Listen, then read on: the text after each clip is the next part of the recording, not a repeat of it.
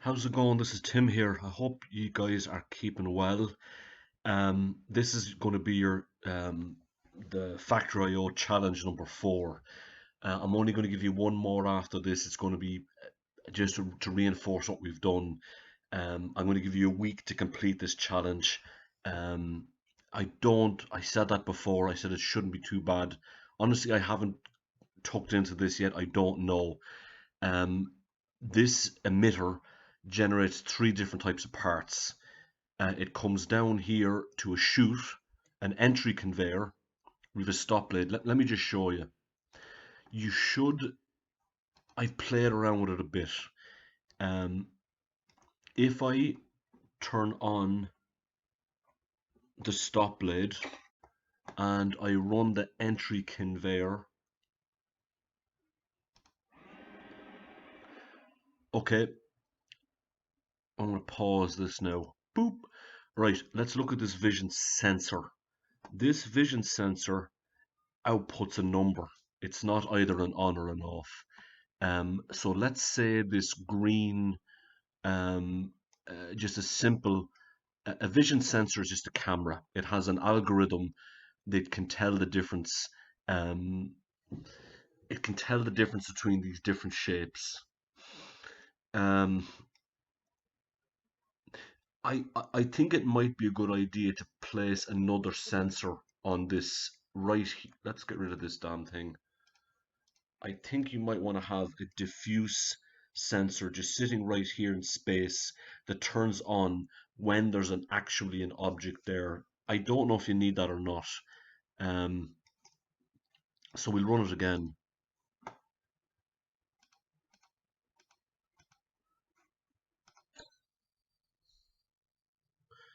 Okay, let's turn off the stop blade. That's a 4. Stop. Alright, stop.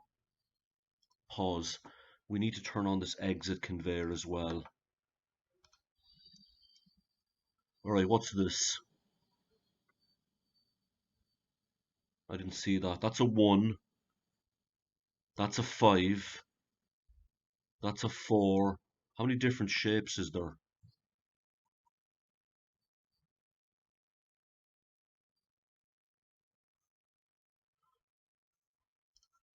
So if I go to this emitter and I double click,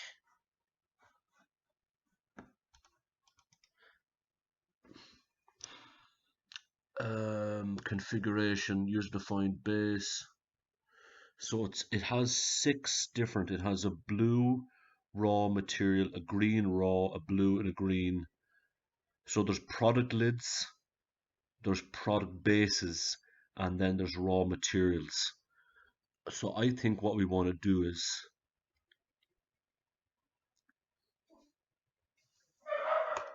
good lord, my dog's barking. Let's turn these off and let's just have 3 of them.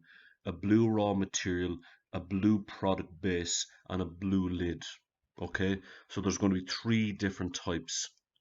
Oh, let's do this. Let's add another one.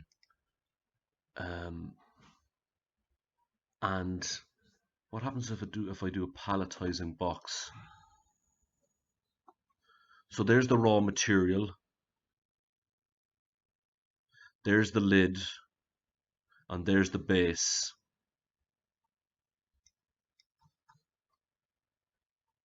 3 different things.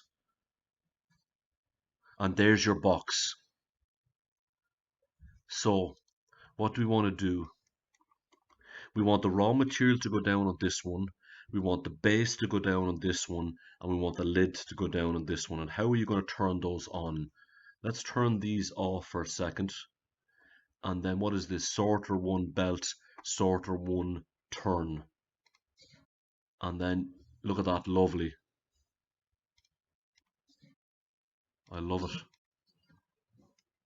Not awesome? Anything that isn't one of those 3 things there is just going to get dumped right here. And then maybe you could add another remover just right here, or a box or something. What is the tricky thing here? The tricky thing here is is find out what are these numbers. Let's look at them one more time. Let's look at the entry and exit conveyor. Let's turn them on. Okay, watch this. That's a 2. That's a 3. That's a 3. That's a 2. So I don't know. My brain is saying you need a sensor here that actually tells you that there is something there. Um, what you're going to have to do in Control IO,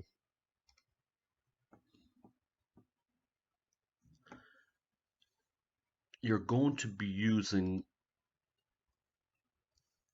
logical or math relational. I think you're going to be doing this if if the vision system is equal to 3, then we know that it's a base.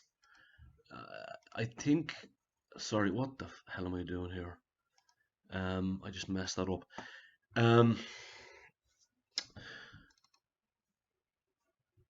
You're going to have to use some of that relational stuff, I think. Scenes, sorting station. I'm going to give you a solution as quickly as I can. I do have time. Look, I hope everyone is doing well. The semester is nearly over. Um, well done on staying this far. I hope you. Well, anyway, look, we have this, and we've just one more after. We're nearly done. Okay, so take care, guys, and email me if you have any questions. Take care. Bye.